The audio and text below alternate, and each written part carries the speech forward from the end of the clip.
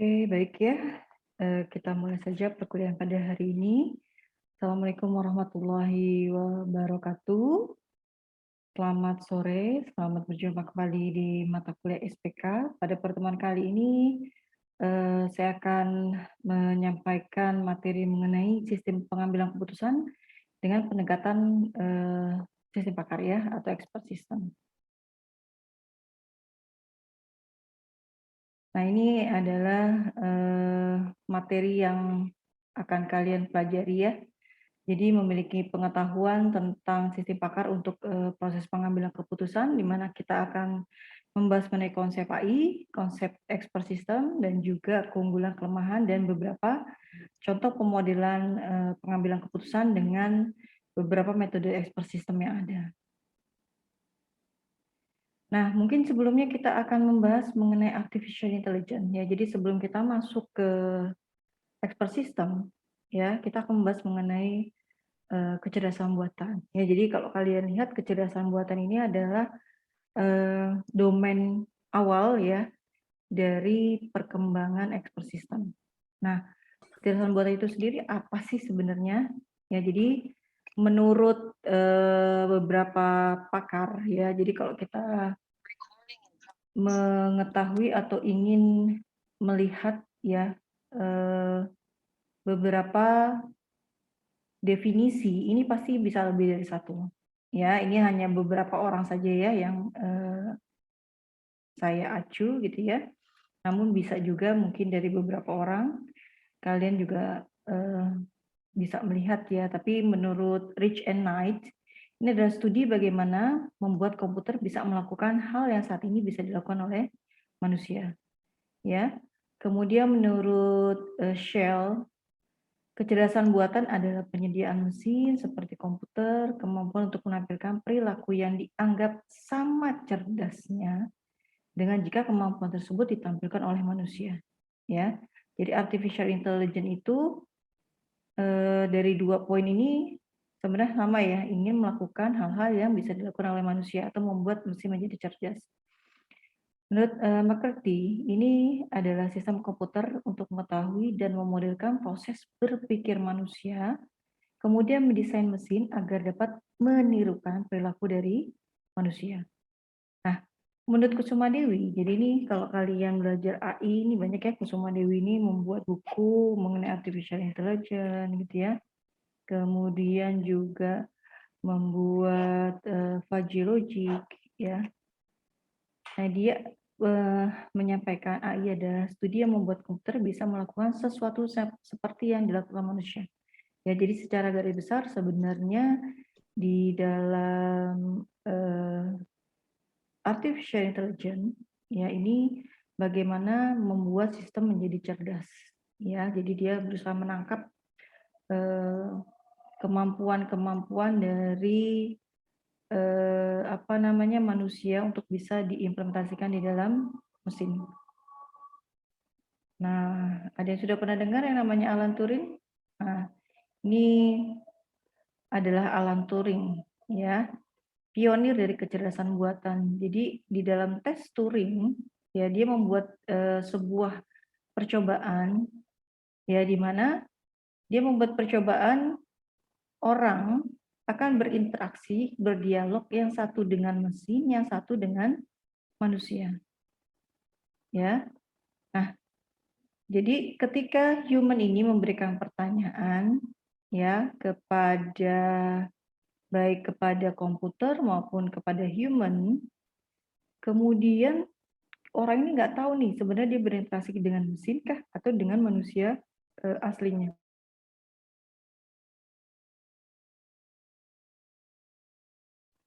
Jadi Turing test ini untuk melihat reaksi ya, ketika manusia tidak mengetahui apakah dia berinteraksi dengan mesin atau manusia, berarti dia menganggap bahwa mesin ini cerdas, kan gitu ya. Sama ya kayak dulu saya masih kecil suka telepon gitu ya, yang angkat Veronica, saya pikir orang gitu kan, tapi ternyata adalah mesin penjawab. Ya, seperti itu. Oke. Nah, ini adalah pohon dari kecerdasan buatan. ya. Jadi kalau kalian lihat ya di pohon kecerdasan buatan ini, nah ini ada pemrosesan bahasa alami NLP gitu ya, intelligent tutorial, speech recognition, otomatisasi, robotik, neural, computation, nah, fuzzy logic, dan expert system. Ya, jadi AI ini banyak sekali cabangnya. Ya. Kemudian kalau kalian lihat ya, dari rumpun ilmu pun ada ya, linguistik ini masuk, psikologi, filsafat, teknik elektro, ilmu manajemen, dan lain sebagainya ya. Jadi ada robotika, pengolahan citra, pengenalan ini banyak sekali yang memang terlibat di dalam pohon kecerdasan buatan. Ya, jadi ini, nah kalau untuk saat ini mungkin kalian lihat ya, ada yang namanya sekarang lagi ngetrend data scientist, machine learning. Nah ini sebenarnya cabang atau ranah dari AI juga. Ya deep learning, machine learning, ini cabang dari AI ya. Nah ada kelebihan, ada kekurangan ya. Kelebihannya kalau pakai kecerdasan buatan ini tidak perlu tidur. Ya karena dia adalah sistem. Ya. Nah, ketika membuat suatu keputusan, manusia kadang-kadang menggunakan emosi daripada logik. Habis marah-marah gitu ya, terus ada orang misalkan bikin dia tambah bingung, akhirnya dia mengambil keputusan yang salah.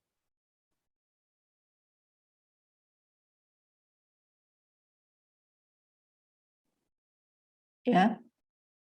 Nah, kalau yang namanya sistem itu kan dia tidak terpengaruh ya oleh situasi kondisi. Ya, nggak ada situasi dia lagi capek, lagi lelah, lagi lemah, lagi lesu gitu ya. Jadi dia selalu tampil prima. Nah, kemudian aplikasi kerjasama buatan ini mudah diduplikasi ya karena sistem ya. Sistem itu tinggal kita cloning misalkan jadi sesuai dengan yang aslinya. Tapi kalau manusia kan enggak ya. Kalau manusia ini kalau dia nggak tertarik ya susah transfer ke knowledge-nya kan gitu.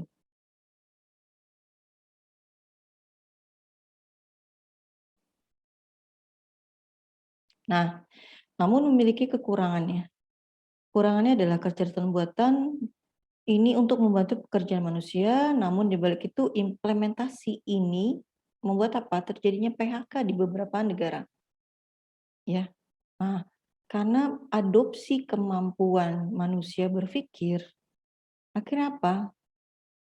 Kayak sekarang deh yang paling mudah terlihat ya, kayak parkir. Ya, parkir itu kan sudah pakai palang pintu otomatis. Nggak usah lagi ada pegawai. Atau kita masuk ke jalan tol, ya. Sekarang sudah tidak ada lagi pegawai yang ada di tol. Kalau dulu pasti selalu ada pegawai ya, kita berinteraksi, bayar gitu ya.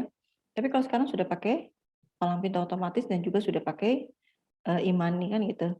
Atau setor tunai, sekarang setor tunai sudah menggunakan sistem ya. Sehingga mungkin banyak pegawai yang tidak diperlukan kembali. Nah, kemudian ada penelitian ya di Tohmatsu dan Oxford. Menjelang tahun 2033 akan ada 45% dari pekerjaan manusia digantikan oleh robot. Ya, dan ini melibatkan mata pencarian 10 juta orang. Ya, kita bayangkan ya bahwa ternyata ini bisa mereduksi jumlah orang yang dipekerjakan. Ya, seperti itu. Ya, jadi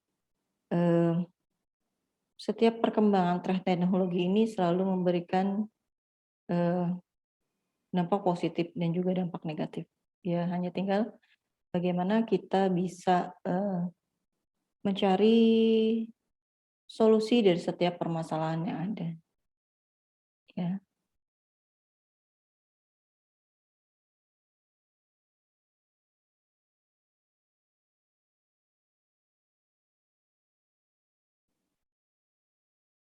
Baik, kita mulai kembali.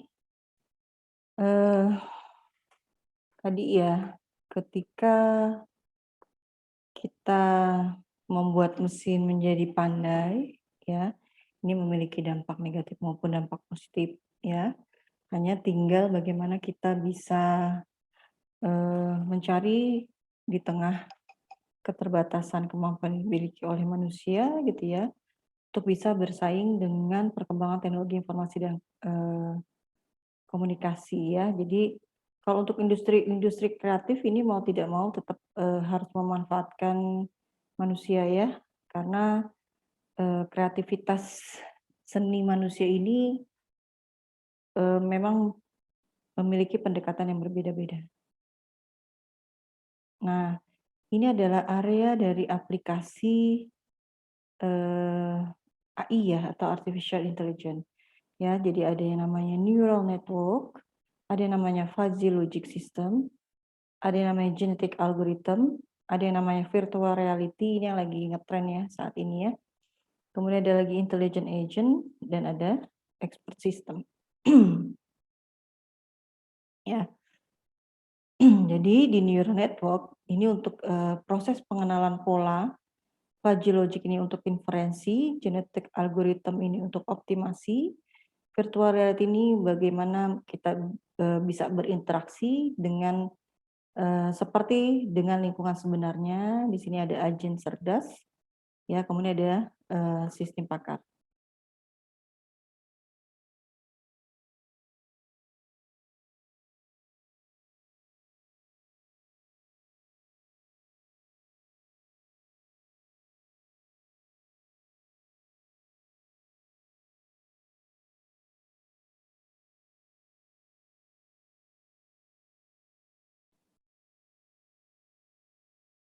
Nah, kemudian kita lanjut ke materi mengenai sistem pakar, ya. Jadi di sini disebutkan bahwa sistem pakar ini dia berpikir, bertindak ini seperti manusia, ya. Kemudian sistem yang berpikir secara rasional dan juga bertindak secara rasional, ya. Nah, di sini ada beberapa, pendekatan ya, definisi mengenai expert system itu sendiri, ya. Jadi ada beberapa pendekatan, ya. Nah, sebentar ini nggak kelihatan.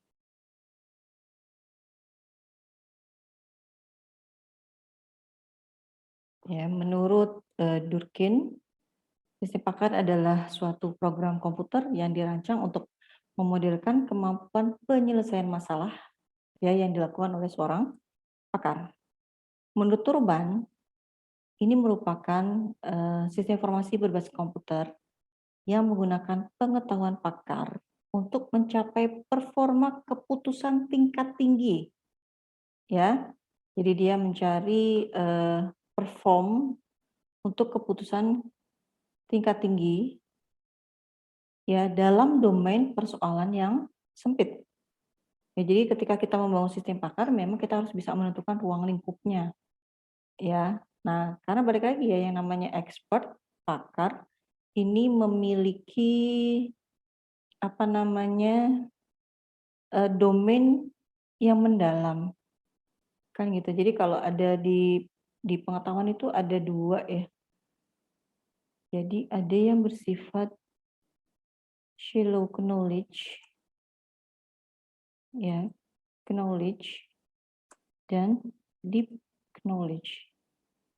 Nah, kayak misalnya kita lagi di sekolah SD itu adalah shallow ya, jadi semua dipelajari.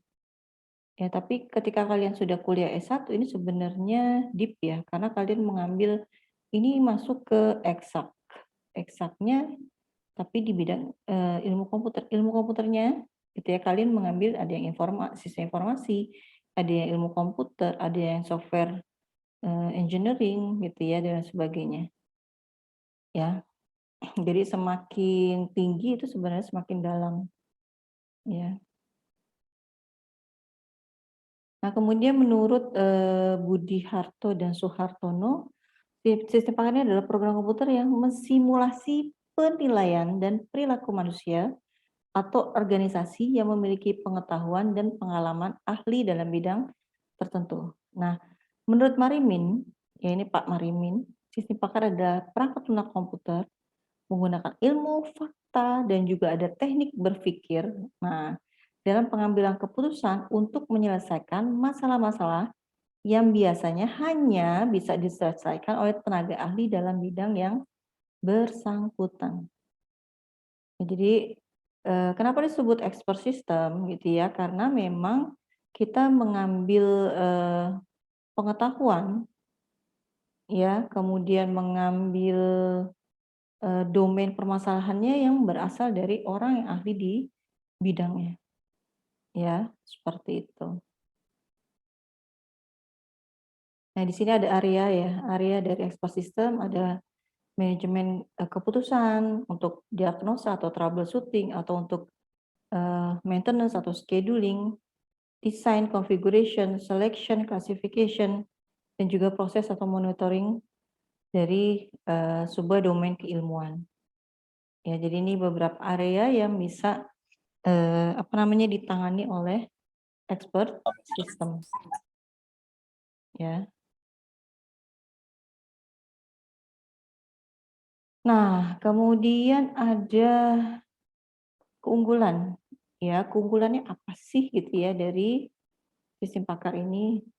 Kemampuan menghimpun data dalam jumlah yang sangat besar. Ya, karena dia sifatnya perangkat lunak ya. Jadi, kemampuan dia menghimpun, mengolah, ini pasti dalam jumlah yang lebih besar dari kapasitas kemampuan manusia. Ya, kemudian mengerjakan perhitungan secara tepat, cepat, tanpa jemu, kemudian, ada proses recall. Nah, kecepatannya juga tinggi. Ya, tapi kalau kita kadang-kadang aduh, mau mengucapkan satu kata aja kalau kita memang benar-benar lupa gitu ya, ini sulit. Nah, kemudian menyimpan dalam jangka waktu yang panjang dalam suatu bentuk yang tertentu. Ya, kalau kita kan ada degeneratif ya, semakin bertambah usia, maka kemampuan mengingat, berpikir ini menjadi agak terganggu gitu ya. Kemudian output dan produktivitas ini juga bisa lebih meningkat. Nah, balik lagi ya di antara kelemahan, ini pasti ada kekurangan ya ataupun sifat negatif. Nah, yang pertama ini masalah mendapatkan pengetahuan yang tidak bisa selalu didapatkan dengan mudah. Kenapa ya? Pakar memiliki pendekatan yang berbeda-beda. Nah, tadi saja kita belajar tentang definisi AI, definisi expert system saja itu dari 4 pendapat ya. Kalau kalian cari di luaran, di internet, di searching di Google pasti lebih banyak lagi. Si A, si B, si C gitu ya, semua bisa memberikan definisinya sendiri-sendiri. Nah, kalau sudah pendekatan yang berbeda gitu ya, ini harus kita cari jalan keluarnya. Atau sama ya, kayak misalkan kita berobat di dokter, kata dokter, "Kamu sakit parah," misalkan gitu ya. Wah, kita kan kaget, akhirnya cari lagi alternatif dokter yang kedua. "Oh, enggak nih, biasa-biasa aja." Nah, ada satu dokter bilang parah, yang satu biasa-biasa aja. Untuk meyakinkan kalian cari lagi yang ketiga. Nah, ketiga ini lebih lebih apa namanya, lebih tenang lagi dia, ada di tengah-tengah. Ya, misalkan seperti itu. Nah, kalian tinggal cari. Ya, jadi, karena balik lagi ya, yang namanya melakukan diagnosa, analisis, ini kan juga tergantung dari kemampuan pengalaman dari si, eee, orang tersebut. Ya, semakin lama kemampuan dia akan semakin bagus. Saya pernah juga ya, saya ini termasuk kalau misalkan diambil darah ini sulit ya, karena, nadi saya itu kecil. Ya, saya pernah ngalamin sampai beberapa kali, saya ingat banget 8 atau 12 kali gitu ya ditusuk, cuma mau ngambil darah aja gitu ya, itu nah, masih kecil lagi saya sampai gimana gitu, akhirnya, itu dokter loh yang ngambil, karena dokternya kesulitan akhirnya dipanggil lah perawat senior gitu ya, sudah lebih tua maksudnya ya dibandingkan dokter tersebut. Dia cukup satu kali saja mencari nadi saya, sudah langsung bisa diambil darahnya. Ya, jadi tadi walaupun kalau dari sisi, knowledge di bidang kesehatan mungkin dokter lebih, kompeten gitu ya, tapi ternyata ketika melakukan proses pengambilan darah, itu beda lagi. Atau sama ya kondisi saya kedua juga sama. Saya waktu itu sesak nafas sekali, sampai nggak bisa nafas gitu ya. Nafas saya terbata-bata gitu ya, akhirnya saya masuk ke UGD, waduh udah diperiksa nih, apa namanya nih, yang buat jantung gitu ya, takutnya sakit jantung gitu kan, tapi ternyata enggak, kemudian datang gitu ya, dokter hanya kalau nggak salah pakai 2 jari, taruh di bawah diafragma saya, di lambung saya, ini ditekan, sayanya ngejerit. Ternyata tadi ya, MAH saya sedang kambuh, sedang kronis. Nah, jadi ternyata itu tadi ya, karena saking banyak gas, jadi dia menekan saya sampai nggak bisa nafas, ya. Ternyata sederhana saja gitu, kalau kalian baca juga ya, banyak beberapa hal yang bisa ditangani dengan sesuatu hal yang sederhana. Tapi balik lagi, yang jelas si pakar ini harus memiliki kemampuan, ya. Nah, kemudian sistem ini tidak dapat membuat keputusan, artinya apa? Ya, dari sistem ini diberikan alternatif solusi, tapi yang akan mengambil keputusan adalah usernya itu sendiri. Sama ya, kayak misalkan saya mau pulang atau, kalian mau pulang ke rumah, lihat Google Map, aduh jalanan merah semua, pusing kan? Lewat alternatif A, merah, B, merah, C, merah. Nah, nggak ada yang akan memaksa, "Ayo jalannya lewat A, jalannya lewat B," gitu ya. A, B, C, semuanya merah semua, waktu tempuhnya juga, eee, sama nih lama gitu ya. Nah, akhirnya apa? Yang mengambil keputusan adalah user mau pakai A, B, atau C. Misalkan yang C ini ternyata jaraknya lebih jauh gitu ya, merah juga, tapi karena dia mau beli sesuatu akhirnya dia tetap lewat jalan C, misalnya seperti itu, ya. Jadi di sini hanya memberikan alternatif untuk proses pengambilan keputusan, tapi nanti yang mengambil keputusan adalah, eee, user-nya itu sendiri. Kemudian pengembangan sistem pakar sangat sulit, lebih sulit daripada membuat software konvensional. Karena tadi ya, kalian harus mencari dulu pakar yang ahli di bidangnya. Ya, kemudian setelah mendapatkan, kalian tanya apakah dia bersedia untuk dilakukan wawancara, proses pengambilan keputusan dan lain sebagainya. Ya, seperti itu. Nah, kemudian proses pengembangan, ya. Nah, mempermudah kerja tenaga ahli, mengganti tenaga ahli, menggabungkan kemampuan training, tenaga ahli mengurangi risiko pada pekerjaan yang berbahaya, kemudian menyediakan ahli pada bidang pekerjaan yang kering. Nah, jadi sebenarnya ekspor sistem ini diakomodir gitu ya untuk membantu menyiapkan ya orang-orang yang memang perlu dilakukan knowledge transfer ya. Nah, sebenarnya sama seperti simulasi yang dilakukan gitu ya, kayak misalkan menjadi seorang pilot gitu ya. Pilot itu kan nggak langsung, "Ayo masuk ke pesawat," gitu ya, kemudian langsung diajarkan terbang. Ya, tapi diajarkan dulu nih simulasi penerbangan seperti apa.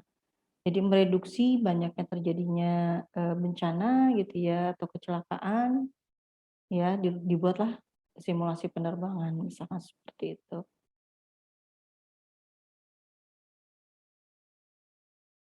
Nah, kemudian perbedaan antara sistem pakar dengan perangkat lunak konvensional.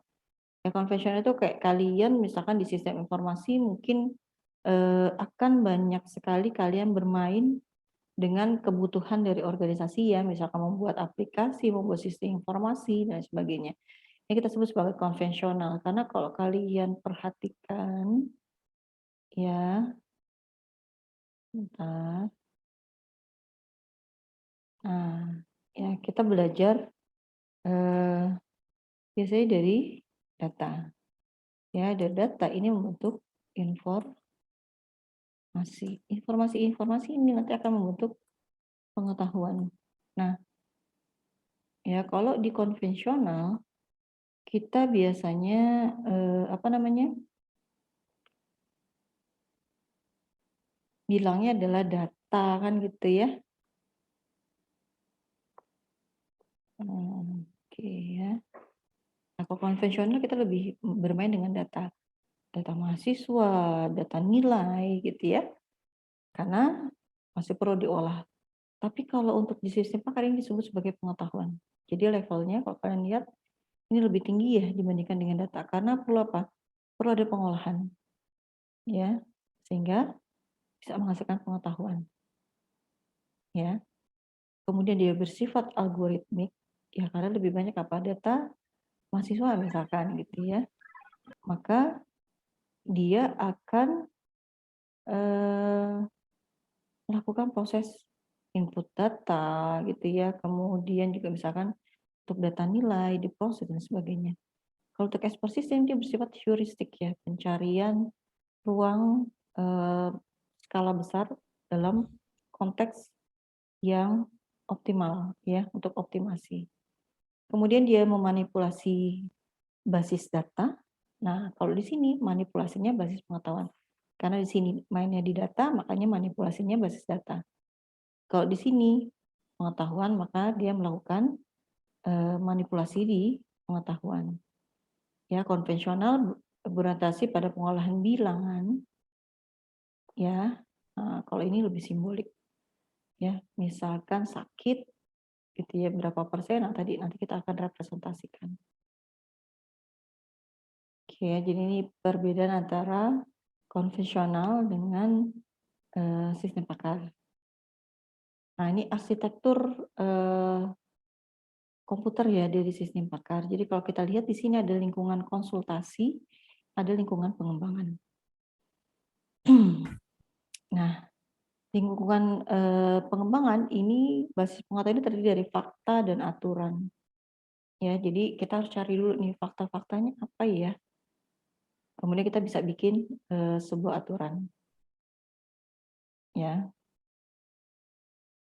Jadi ini fakta-fakta ini bisa kita dapatkan gitu ya dari hasil wawancara, cari di internet gitu ya, kemudian prosedur-prosedur formal dan sebagainya. Nah, kemudian di sini ada yang namanya knowledge engineer dan ada yang namanya pakar. Ya, knowledge engineer ini sebenarnya arsiteknya gitu ya yang akan membangun dari sistem pakar. Kalau pakarnya ini tadi ketika dia mau membangun knowledge engineer membuat sistem pakar ya dia perlu komunikasi, ya cari ahli di bidangnya. Ya kalau sudah ada representasi pengetahuan, nanti dilakukan, disimpan di basis pengetahuan. Nah, kemudian di lingkungan konsultasi ini nanti akan terhubung oleh user ya, ada interface standar, ya. Kemudian ada fasilitas penjelasan biasanya ketika user berinteraksi dengan aplikasi, ya ada aksi yang direkomendasikan. Nah, di sistem pakar ini ada namanya mesin inferensi atau proses pengambilan atau penalaran. Ya, jadi bedanya manusia dengan hewan apa ya gitu ya? Hewan aja bisa melakukan, ada yang bisa melakukan penalaran ya, nggak semuanya gitu ya. Tapi kalau manusia ini diberikan kemampuan untuk melakukan proses penalaran. Ya, jadi kalau kalian biasanya jalan ada lubang jatuh, besoknya nggak akan mau masuk ke lubang tersebut 2 kali, misalkan seperti itu. Ya, kemudian sudah tahu tertusuk paku itu sakit, besok pasti dia nggak mau ketusuk paku lagi, misalkan seperti itu. Ya, karena ada proses penalaran. Atau kalau jalan lewat jalur A pasti macet parah gitu ya, kalau jalur B bisa ada alternatif, misalkan seperti itu. Ya, itulah proses penalaran. Nah, di sini ada komponen dari expert system. Ya, jadi kalau kita lihat ya, di sini ada expert and or knowledge engineer, ya orang. Nah, expert and atau or, jadi misalkan kita membangun sistem mungkin di informatika misalkan atau di informasi. Mungkin kita nggak perlu susah-susah cari, jadi kita karena kita tahu gitu ya bagaimana cara, misalkan mau bikinnya pakai web. Kita bisa bikin web, kemudian kita juga tahu caranya, karena expertnya ini ya sebagai knowledge engineer ya juga termasuk expert. Tapi kalau misalkan kita mau bangun kesehatan, ya mau nggak mau akhirnya kita juga akan mencari orang kesehatan, misalkan seperti itu. Nah, kemudian ada akuisisi pengetahuan. Akuisisi pengetahuan sebenarnya ada transfer pengetahuan dari ahlinya ya, untuk bisa diterima atau disimpan di dalam basis pengetahuan. Ya. Nah, dari basis pengetahuan ini ada mesin inferensi, penalarannya, dan juga user interface-nya. Ya, jadi bagaimana dia berinteraksi dengan user.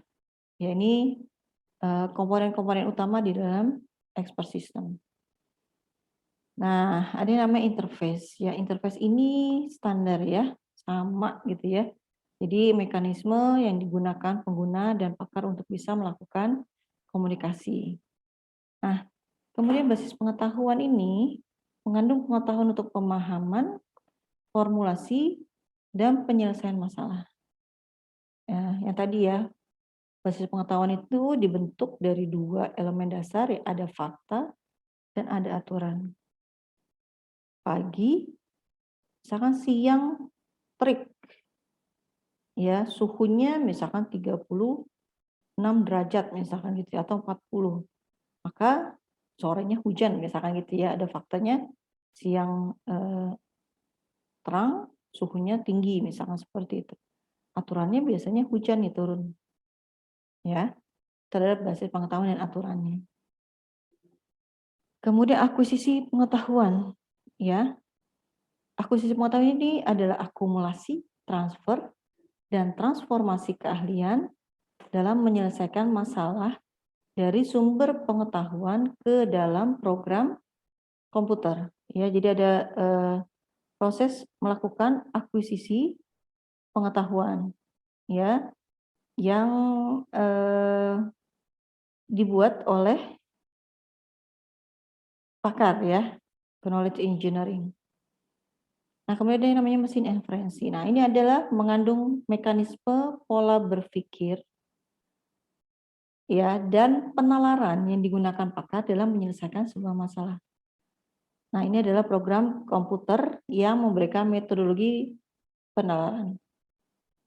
Ya, yang ada dalam basis pengetahuan dan dalam lingkungan kerja. Jadi biasanya penalaran ini maksudnya apa? Jadi apabila dia memiliki beberapa aturan, maka dia akan terus menelusuri sampai didapatkan hasil yang paling optimal. Ya, seperti itu.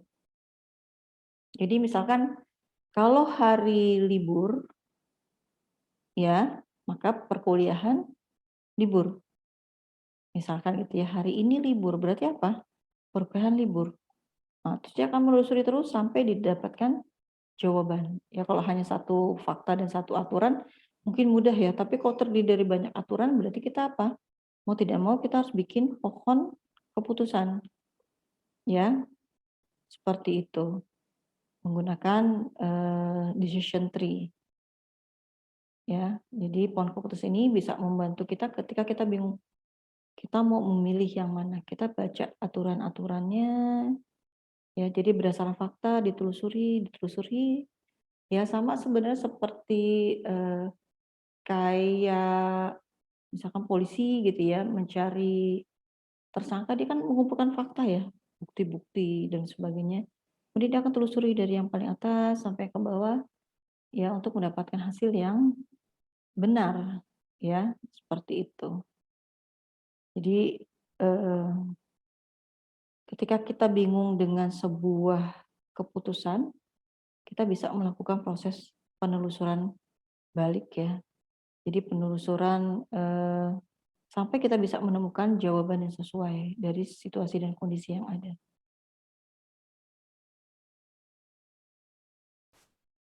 Nah, kemudian di sini ada konsep inferensi. Ya, inferensi adalah proses penalarannya. Nah, ada yang namanya chain, ya, perkara inferensi yang menghubungkan suatu permasalahan dengan solusinya.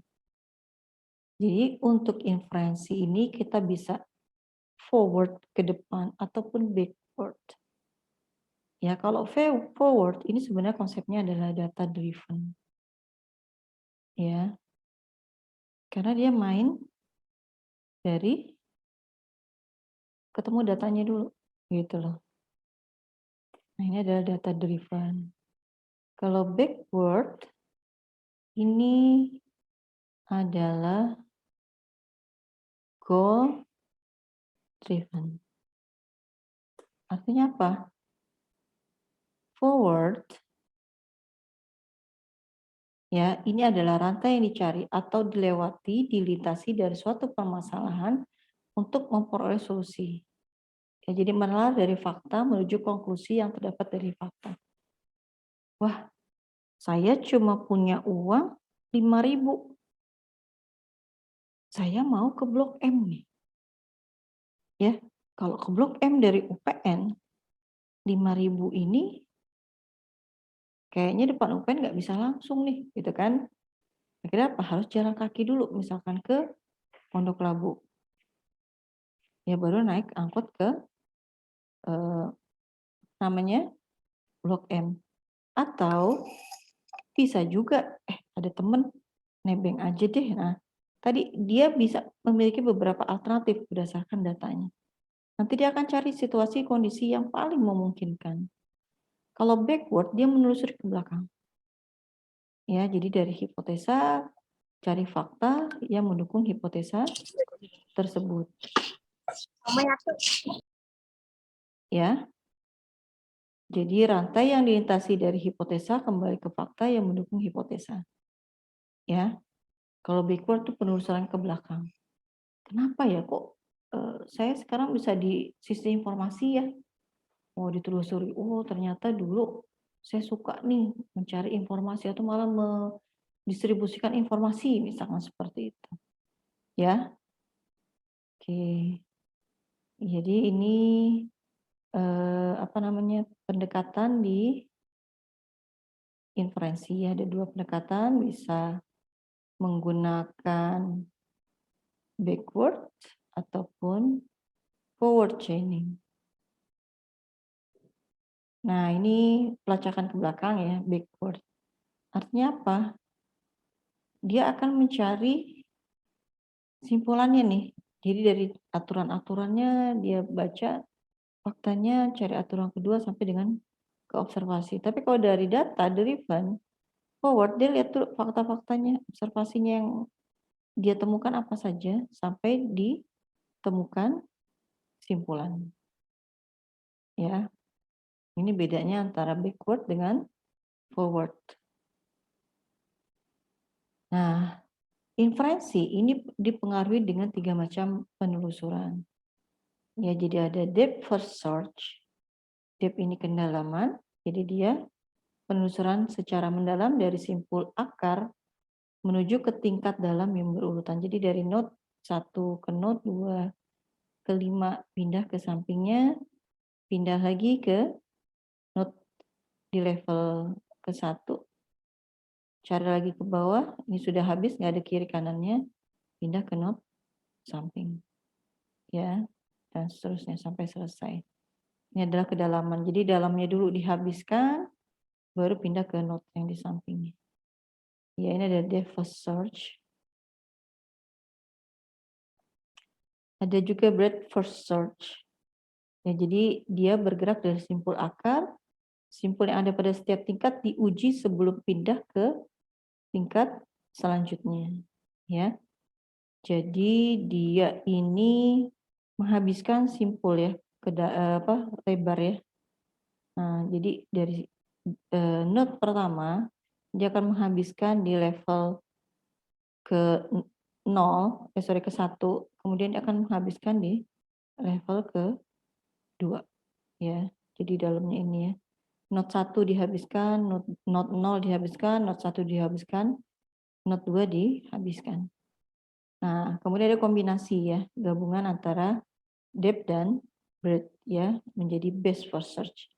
Ini adalah kombinasi kedua metode tersebut. Jadi kalau mau ke 7 ya tinggal lurus aja 137 gitu ya. Nggak usah dalam, nggak usah lebar. Ya, ini 3 jenis penelusuran. Nah, kemudian kita bisa menggunakan faktor kepastian. Ya, jadi faktor kepastian ini digunakan untuk kombinasi estimasi pakar yang berbeda. Salah satu yang paling terkenal adalah di bidang kesehatan itu MySin. Ya, jadi MySin ini berasal dari antibiotik. Sistem pakan yang dibuat ini bertujuan untuk diagnosa penyakit.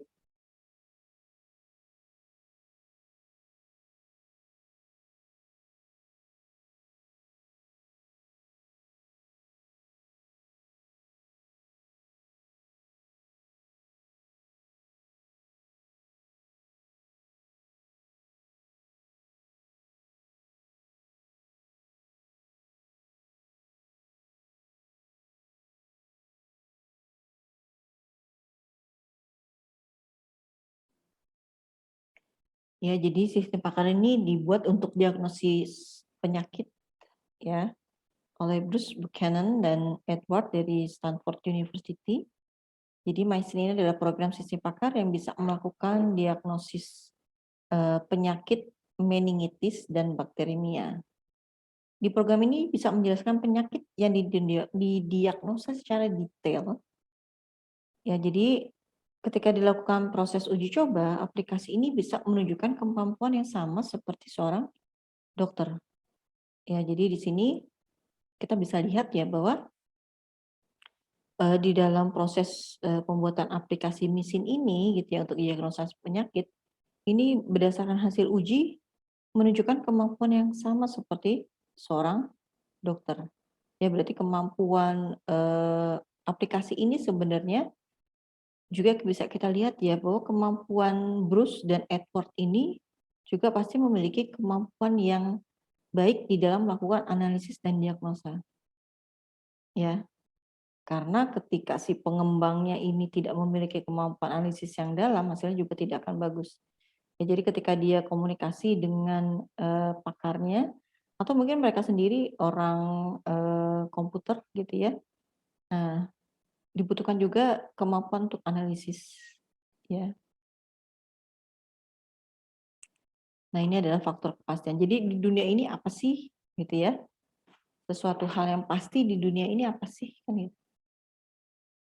Ya, dunia ini yang paling pasti ya ketidakpastian itu sendiri kan gitu. Oke, orang-orang ini kan pasti gitu kan. Tapi ketika dia sudah tidak ada apa menjadi sebuah kepastian kan enggak? Gravitasi itu pasti apa ketika dunia ini sudah tidak ada, ini menjadi sebuah kepastian kan gitu. Ya, semua orang ada, tapi suatu saat pasti kita nggak ada. Nah, tidak adanya itu kan kita nggak ada yang tahu ya kapan.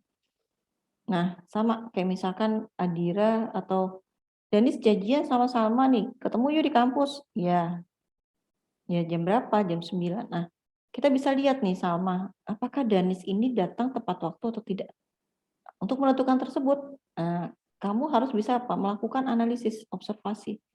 Danis Haikal ini ketika janjian, berapa persen dia datang tepat waktu?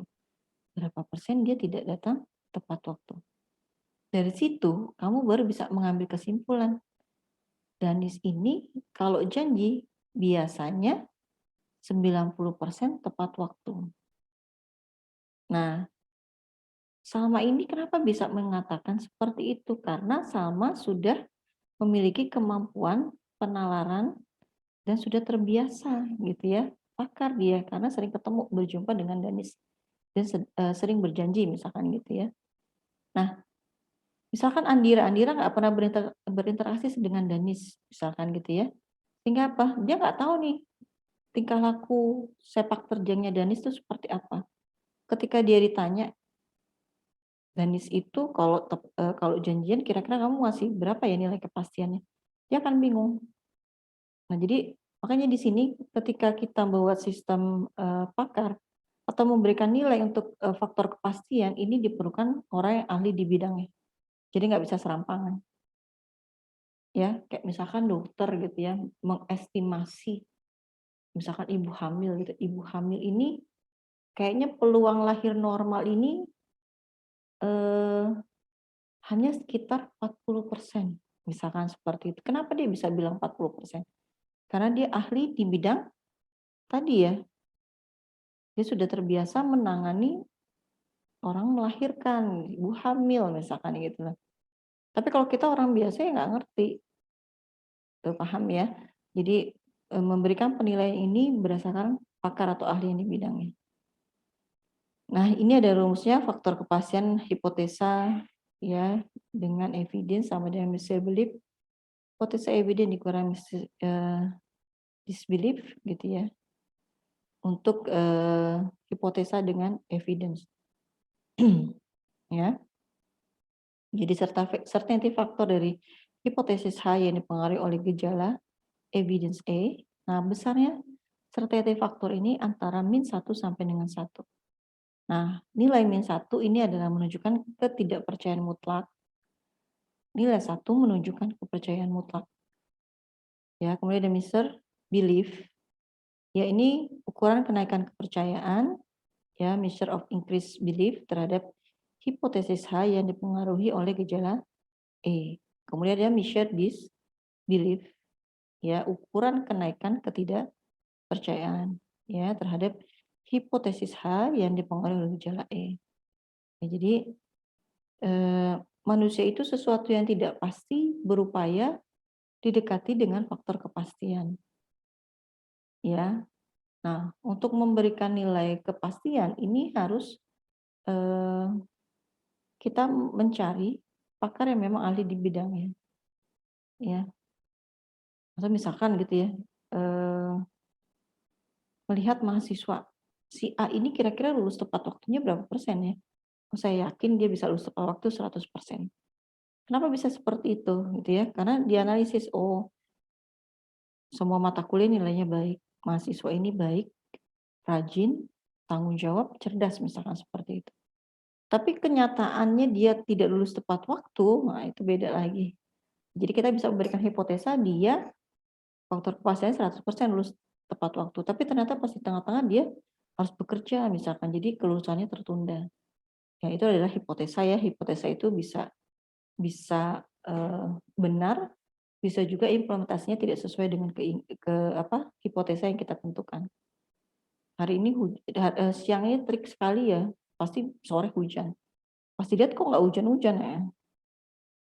Ya, jadi hipotesa ini mungkin bisa dipengaruhi beberapa faktor yang akhirnya hipotesa yang kita lakukan ini tidak sesuai dengan hipotesa awal. Nah, misalkan di sini ada studi kasus ya. Misalkan ya, ada jika batuk dan demam dan sakit kepala dan bersin-bersin, jadi ada evidence keseluruhan gejala ini sebesar 0,7. Ya, kemudian ada evidence untuk masing-masing gejala, ada batuk, ada demam, ada sakit kepala, ada bersin-bersin, dan juga ada influenza. Ya, ini untuk gejala keseluruhan, ini faktor kepastiannya adalah 0,7. Ya, jadi kalau batuk, demam, sakit kepala, bersin-bersin, wah ini pasti influenza. Nah, ini kasih 0,7. Ya. Nah, jadi ketika semua evidence ini sudah pasti, batuk, demam, sakit kepala, bersin-bersin ya, hipotesa evidence 1, irisan evidence 2, irisan evidence 3, irisan evidence 4, ini sama dengan 0,7. Nah, kalau partial evidence-nya ini tidak pasti, misalkan untuk yang gejala 1 batuk, ya parsialnya 0,5. Ya, jadi mungkin sakit influenza dengan gejala batuk sebesar 0,5. Karena ada juga orang influenza nggak pakai batuk, misalkan gitu ya. Tapi rata-rata kalau orang influenza pasti batuk. Oke, kemudian evidence 2, parsialnya demam nih. Oh kalau influenza itu rata-rata pasti disertai demam. 0,8, karena lebih banyak ya orang flu itu biasanya akan demam. Nah, kemudian ada evidence parsialnya sakit kepala, oh enggak semuanya orang flu sakit kepala, cuma 0,3. Nah, kalau influenza bersin-bersin, wah ini juga besar. Nah, gimana ketika kita mencari evidence, ya evidence keseluruhan dengan evidence parsialnya? Mana sih yang kerap atau seringkali muncul? Nah, kita lihat di sini, ya. Kita lihat, nah di sini. Di sini. Bentar saya nyari tulisan mana ya. Nah ini. Ya. Karena penghubungnya menggunakan dan, sehingga apa? Sehingga nanti kita akan mencari nilai yang paling minimum. Ya, jadi kalau di faktor kepastian itu kita ketemu N, ini kita akan cari nilai yang paling minimum. Tapi kalau kita penghubungnya dengan OR, kita akan cari yang maksimum. Ya. Ini aturan menggunakan conjunction ya di dalam menghubungkan fakta dan aturan.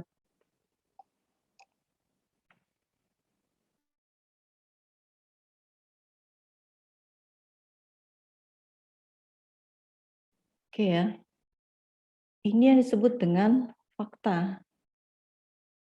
Ya, ini ada 1, 2, 3, 4 atau evidence, kita bisa bilang seperti itu. Nah, ini adalah satu rule. Ya. Satu rule, satu aturan. Nah, tadi ketika kita sudah mengetahui bahwa di sini ada partial evidence, ya, jadi kalau yang setiap evidence berdiri sendiri-sendiri, dia nilai kepastiannya seperti ini. Tapi kalau semua ketemu, ini faktor kepastiannya 0,7. Nah, kalau kita mau cari parsial yang rata-rata memang ketika sakit influenza, ya untuk yang parsial, biasanya gejala yang paling sering itu apa sih? Gitu ya. Nah, kita cari nih. Dan ini representasinya dalam bentuk ini ya. Nih. Jadi bisa begini, bisa begini. Ya, atau kalau menggunakan bahasa kita sebutnya N. Ya.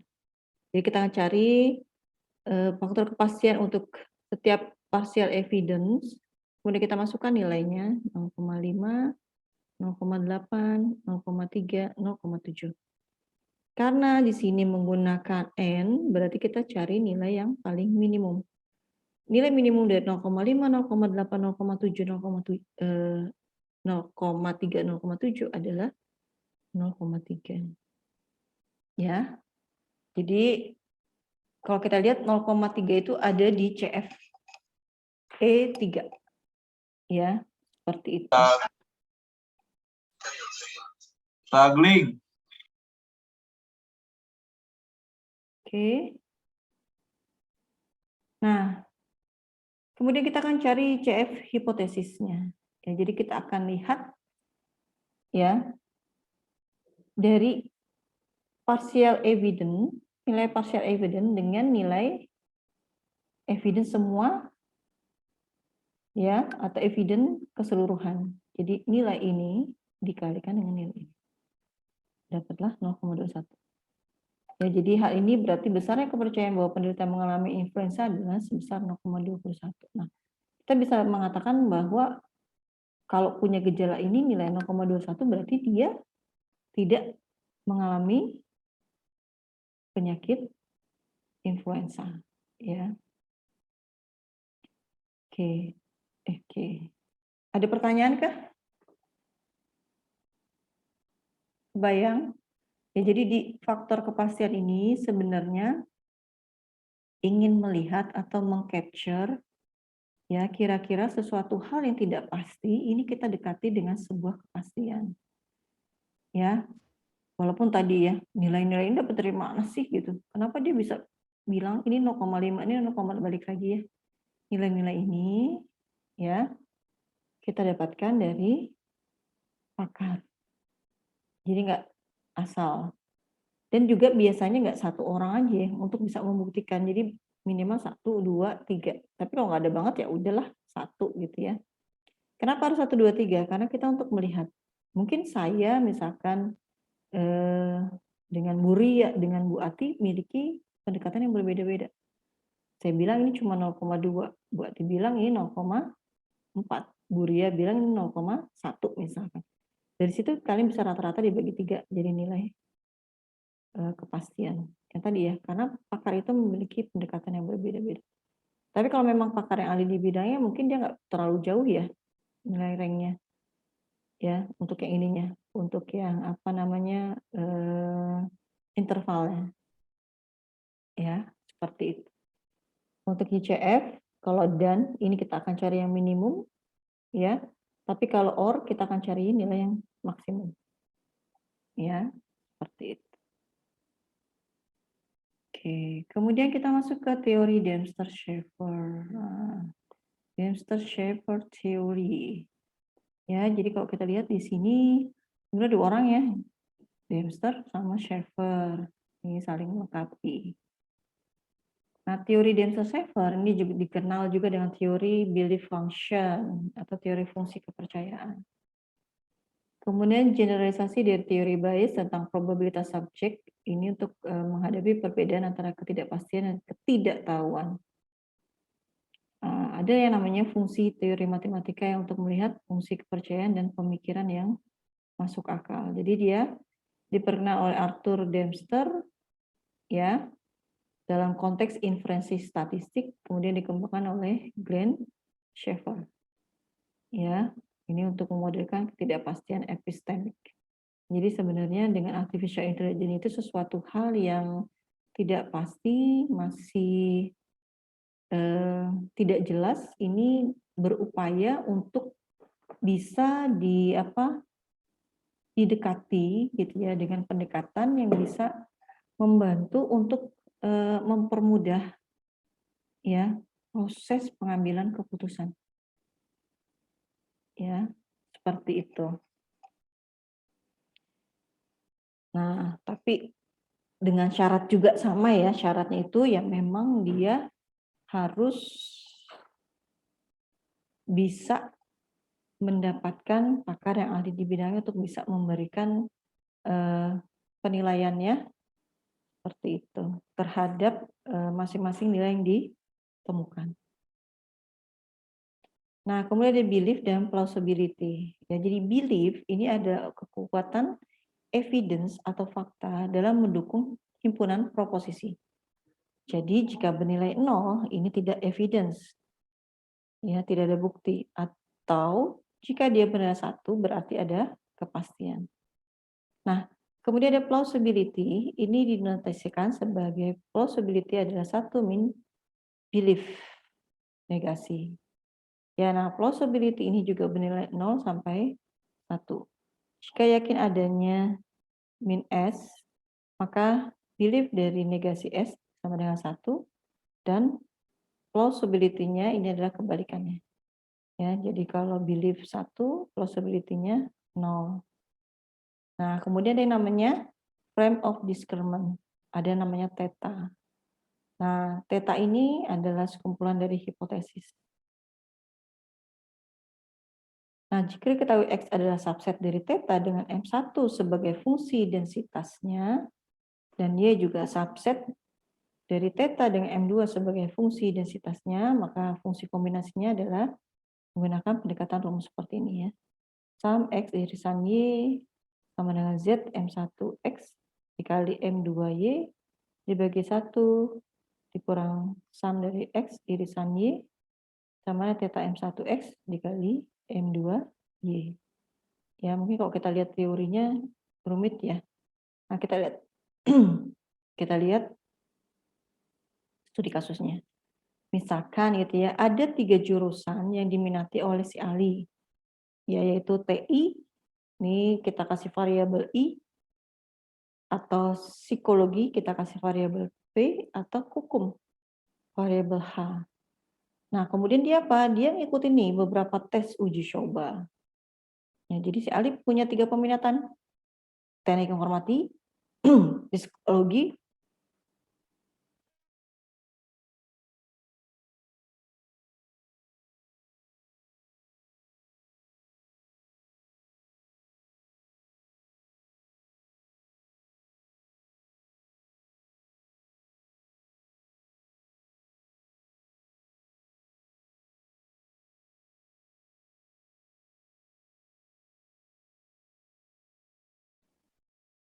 ya, jadi dia memiliki 3 peminatan yaitu TI, psikolog, dan hukum. Ya, kemudian dia ikut beberapa kali tes nih. Uji coba, tesnya logika. Ya, hasilnya M1 ya. Untuk informatika dan psikolog dia dapat 0,75. Ya, tes keduanya tes matematika. Nah, probabilitas densitas untuk informatika dan hukumnya 0,8. Nah, suruh tentukan jurusan mana yang akan diambil oleh si Ali. Ya, jadi teknik informatika psikolog densitasnya 0,75.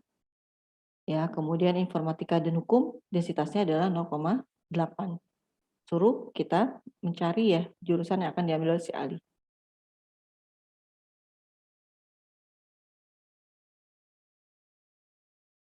Nah, ini adalah proses perhitungan ya.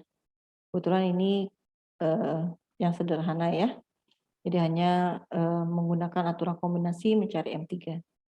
Ya, karena yang kita temukan adalah tes logika dan juga tes matematika. Ya, ada dua kondisi ya. Jadi M1 untuk teknik informatika dan psikolog dia dapat 0,75. Sehingga apa? Theta dari M1 ini adalah tinggal 1 dikurang M1-nya. 1 dikurang 0,75 dapatlah 0,25. Kemudian untuk tes matematika, ya densitasnya dari teknik informatika dan hukum nilainya adalah 0,8. Ya, tetanya ini tinggal dikurang aja ya. 1 dikurang 0,8 dapatlah 0,2. Oke, kemudian kita akan cari aturan kombinasi M3. Ya.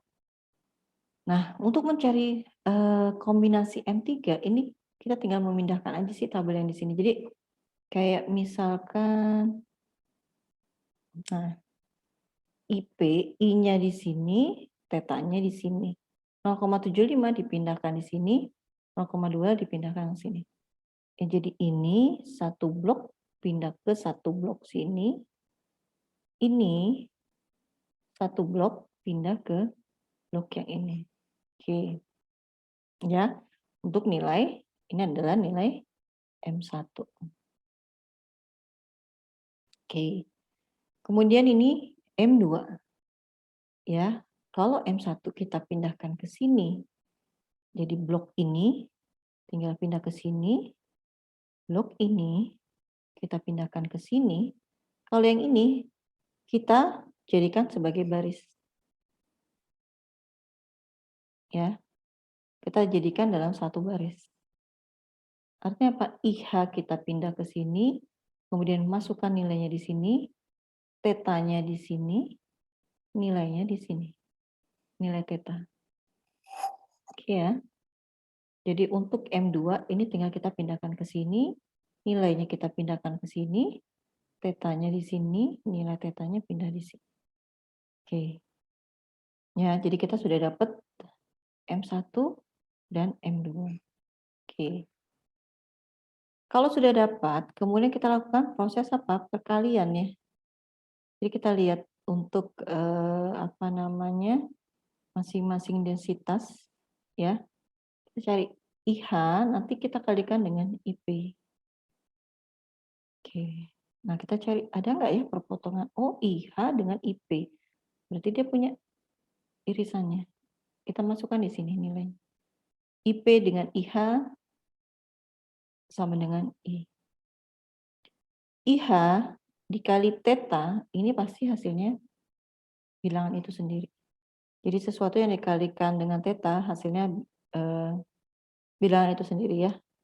Variabel itu sendiri. Jadi IH dikali theta, IH dikali theta, hasilnya ada IH.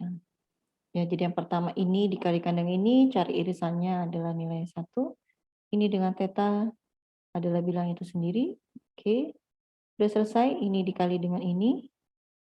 Sekarang kita pindah ya, ini dikali dengan ini. Oke, ini dengan ini. Oke, 0,8 dikali 0,25 hasilnya 0,6. 0,8 dikali 0,25 hasilnya 0,2. Ya. Nah, baris pertama sudah, baris kedua sudah, sekarang kita pindah ke theta. Ya, ini balik theta dikali dengan IP. Ya. Theta dengan IP, maka dia akan menghasilkan Bilangnya itu sendiri. Kemudian theta dengan theta, hasilnya adalah theta. Ya, theta dengan theta, hasilnya adalah theta. 0,2, ya, oh sorry. Ini sudah selesai, kita pindah ke sampingnya. Ini juga sama ya, 0,2 dikali 0,75, hasilnya 0,15. 0,2 dikali 0,25, hasilnya 0,5.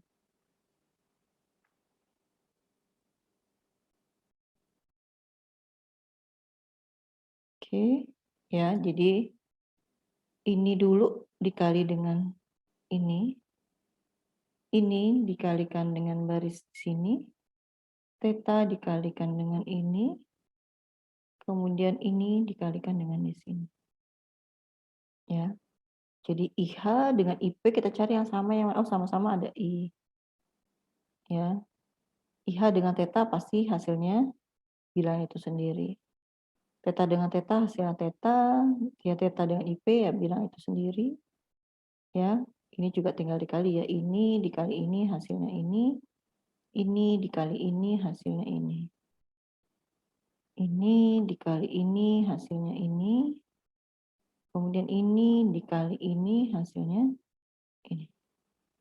Oke, kalau sudah dari tabel yang ini kita turunkan. Ya, ini kan kita mencari M3 ya, jadi kita tulis M3I. M3I sama dengan 0,6. Ya, M3I 0,6. M3IH sama dengan 0,2. M3IP 0,15. M3 theta 0,05. Ya, kemudian kita cari dengan nilai densitasnya yang paling besar. Ya. Jadi di sini kita bisa mengatakan bahwa jurusan yang akan dipilih oleh Ali adalah jurusan informatika. Ya, karena ini ya nilainya M1. Ya, dia akan memilih jurusan informatika karena dari dua, sebenarnya kalau kita lihat secara kasat mata sih sudah bisa kelihatan ya. Karena di sini ini keluar I, ini keluar I gitu ya. Seperti itu. Tapi untuk melakukan proses pembuktian akhirnya apa? Dilakukan proses pencarian dengan menggunakan beberapa aturan dan kombinasi yang ada. Oke, baik. Nah, berarti pilihan yang akan dipilih oleh siapa namanya Ali ini bisa di I atau di H. Seperti itu. Karena memiliki nilai densitas yang sama. Ya, kalau ini kan dia langsung direct untuk di satu keilmuan ya, di teknik informatika saja udah kebayang nih. Oh, dia nanti masuknya informatika. Tapi bagaimana ketika ada dua nih? Dia bisa diterima di informatika, bisa di hukum. Berarti komposisinya dua-duanya seimbang. Sama kayak misalkan mahasiswa nih, yang satu jalur prestasi, yang satu jalur SBM. Nah, atau misalkan dia melamar di dua universitas, misalkan gitu ya. Nah, dua-duanya diketerima. Nah, jadi memang ada satu kondisi di mana mungkin pilihannya ini bisa lebih dari satu. Nah, berarti kalau pilihan dari lebih dari satu ini densitasnya, ini bobotnya sama. Ya, jadi bisa dimungkinkan seperti itu. Apakah ada pertanyaan? Ini pertanyaan bagus ya, Santiana. Nanti saya coba cari deh, apa memang ada ya yang di tetanya yang besar. Kalau di tetanya yang besar ya berarti disbelief-nya yang ketemunya ya. Gitu loh. Jadi dia sebenarnya nggak diterima.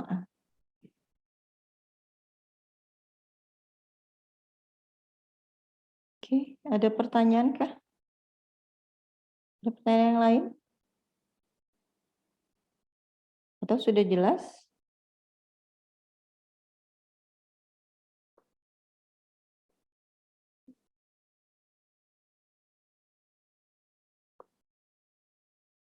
Ah, siapa yang meninggal ini? Kenapa sih Juniper? Coba sebentar.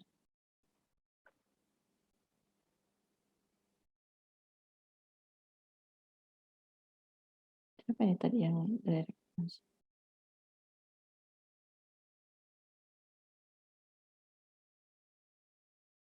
Maaf yang direct message ke saya bacanya cuma itu ya. Yang lainnya kok nggak kebaca. Kamu salah nulis atau gimana ya?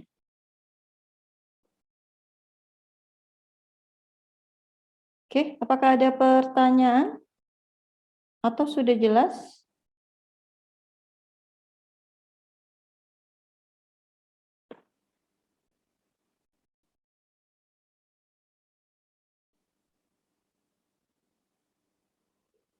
Ya, jadi kalau theta itu berarti dia adalah kebalikan dari hipotesanya ya. Jadi kalau densitas ini kan kejadiannya, tapi kalau peluang di Baik, terima kasih.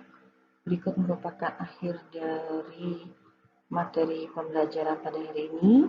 Mudah-mudahan apa yang disampaikan bisa memberikan pencerahan dan juga berguna di dalam melakukan proses pengambilan keputusan. Baik, saya akhiri. Wassalamualaikum warahmatullahi wabarakatuh.